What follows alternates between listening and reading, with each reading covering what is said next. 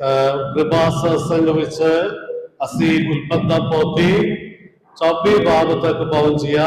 अज असी पढ़न ले जा रहा है 27 बाब। पढ़िए हालेलुया।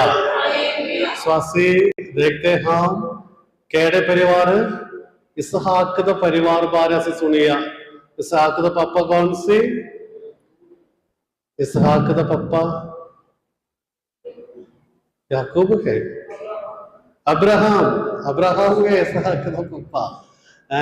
इसहाक का दो पुत्रां के कौन? एसाव याकूब। सो ये परिवार का विशेषता की है।